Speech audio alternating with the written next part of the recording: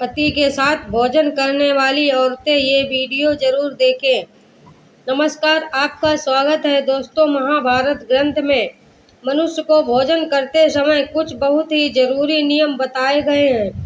अगर कोई मनुष्य नियमों का पालन करते हुए भोजन करता है तो उसे आरोग्य के साथ ही सुख, समृद्धि और वैभव की प्राप्ति होती है। शास्त्र में बताए गए नियम वैज्ञानिक दृष्टिकोण से भी परिपूर्ण है। इस प्रकार से भोजन करने पर मनुष्य को सभी देवी देवताओं का आशीर्वाद प्राप्त होता है।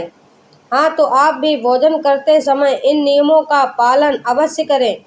तो आइए बिना देरी के जान लेते हैं वह कौन से हैं नियम।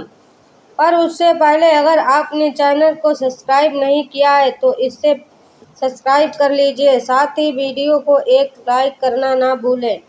सबसे पहली बात, भोजन करने से पहले 5 अंग, 2 हाथ, 2 पैर और मुख, इनको अच्छी तरह से धोकर ही भोजन करना चाहिए।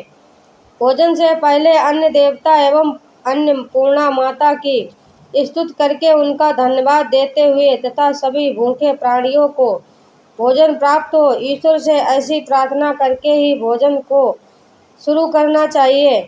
भोजन बनाने वाली महिलाओं को स्नान करके ही शुद्ध मन से मंत्र जाप करते हुए ही रसोई घर में भोजन बनाना चाहिए। सबसे पहले 3 रोटी, एक गाय के लिए, एक कुत्ते के लिए और एक कौवे के लिए अलग निकालकर फिर अग्निदेव को भोग लगाकर ही घर वालों को भोजन खिलाना चाहिए। भोजन किचन में बैठकर ये सभी के साथ करें। प्रयास यही करना चाहिए कि परिवार के सभी सदस्य के साथ मिलकर बैठकर ही भोजन किया जाए। नियमानुसार अलग अलग भोजन करने से परिवार के सदस्य में प्रेम और एकता कायम नहीं हो पाती है। भोजन का समय प्रातः और सायंकाल ही भोजन का विधान है, क्योंकि प्राचीन क्रिया की जठराग्नि सूर्य उदय से 2 घंटे बाद तक एवं सूर्यास्त से 2.5 घंटे पहले तक प्रबल रहती है। जो व्यक्ति सिर्फ एक समय भोजन करता है वो योगी है, और जो 2 समय भोजन करता है वो भोगी कहा गया है। तीसरी बात, भोजन की दिशा पूर्व और उत्तर दिशा की ओर मुख करके ही करना चाहिए। दक्षिण दिशा की ओर किया गया भोजन प्रेत को प्राप्त होता है। पश्चिम दिशा की ओर भोजन किया हुआ खाने से रोग की वृद्धि होती है। चौथी बात, ऐसी अवस्था में भोजन ना करें। शैया पर बैठकर अर्थात बिस्तर पर बैठकर अपने हाथों पर रखकर या टूटे फूटे बर्तनों में भोजन कभी नहीं करना चाहिए। मलमूत्र का वेग होने पर भी भोजन नहीं करना चाहिए। कलह अथवा कलेश के माहौल में भी भोजन नहीं करना चाहिए। अधिक शोर शराब के स्थान पर भी भोजन करना उचित नहीं। पीपल एवं वटवृक्ष के नीचे बैठकर भी भोजन नहीं करना चाहिए। परोसे हुए भोजन की कभी निंदा नहीं करनी चाहिए। खड़े होकर भोजन करना भी अनुचित माना गया है।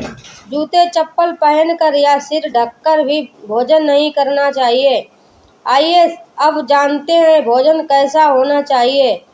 बहुत तीखा या बहुत ही मीठा भोजन नहीं करना चाहिए। किसी के द्वारा छोड़ा हुआ भोजन भी कभी ग्रहण नहीं करना चाहिए। आधा खाया हुआ फल, मिठाइयाँ आदि फिर से नहीं खानी चाहिए। खाना छोड़कर उठ जाने पर दोबारा भोजन कभी नहीं करना चाहिए। जो कोई भी ढिंढोरा पीट कर खिला रहा हो वहां पर जाकर कभी भोजन नहीं करना चाहिए। पशु या कुत्ते के द्वारा छुआ हुआ भोजन कभी नहीं करना चाहिए। रजत वाला स्त्री के साथ परोसा गया भोजन भी करना अनुचित है। श्राद्ध का निकाला हुआ बासी या मुंह से फूंक मारकर ठंडा किया गया भोजन भी करना अनुचित है। बाल गिरा हुआ भोजन भी ना करें। अंदर युक्त अवहेलनापूर्ण परोसा गया भोजन भी कभी ना करें। कंजूस के द्वारा वेश्या के हाथ का शराब बेचने वाले का दिया भोजन और भी ब्याज का धंधा करने वाले व्यक्ति का भोजन भी कभी करना नहीं चाहिए। छठी बात, भोजन करते समय भोजन के समय मौन रहें। रात्रि के समय भरपेट ना खाएं। अगर भोजन करते समय बोलना आवश्यक है तो केवल सकारात्मक बातें ही करें। भोजन करते समय किसी भी प्रकार की समस्या पर चर्चा ना करें। भोजन को बहुत चबा चबा कर खाएं। सबसे पहले मीठा, फिर नमकीन और अंत में कड़वा खाना चाहिए। थोड़ा बहुत भोजन करने वाले को आरोग्य, बल, सुख, सुंदर संतान और सौंदर्य प्राप्त होता है। साथ ही बात भोजन के पश्चात क्या नहीं करना चाहिए। भोजन के तुरंत बाद पानी या चाय नहीं पीना चाहिए। भोजन के पश्चात घुड़सवारी, दौड़ना, बैठना आदि प्रकार के कार्य नहीं करने चाहिए। भोजन के बाद क्या करें? भोजन के पश्चात दिन में भोजन करने के पश्चात टहलना चाहिए और रात्रि के समय 100 कदम टहलकर बाईं करवट में लेटना अथवा वृद्धाश्रम में बैठने से भोजन का पाचन अच्छे से होता है। भोजन के 1 घंटे के बाद मीठा दूध एवं फल खाने से भोजन का पाचन अच्छी तरह से होता है। भीष्म पितामह ने अर्जुन को दिए महत्वपूर्ण संदेशों में कहा गया है कि जिस थाली को किसी का पैर लग जाए उस थाली का त्याग करना चाहिए। ऐसी थाली विष्ठा के समान होती है। भीष्म पितामह कहते हैं कि भोजन के दौरान थाली में बाल आने पर उसे वहीं पर छोड़ देना चाहिए। बाल आने के बाद भी भोजन खाने वाले से दरिद्रता का सामना करना पड़ सकता है। भोजन पूर्व जिस थाली को कोई लांघ गया हो, ऐसे भोजन को भी कभी ग्रहण नहीं करना चाहिए। इसे कीचड़ के समान छोड़ देने वाला समझना चाहिए। भीष्म पितामह ने अर्जुन को बताया कि एक ही थाली में भाई भाई भोजन करे तो वो अमृत के समान हो जाता है। ऐसे भोजन से धन धान्य, सौभाग्य और लक्ष्मी की वृद्धि होती है। भीष्म पितामह के अनुसार पति पत्नी को एक ही थाली में भोजन करने को निषेध माना गया है।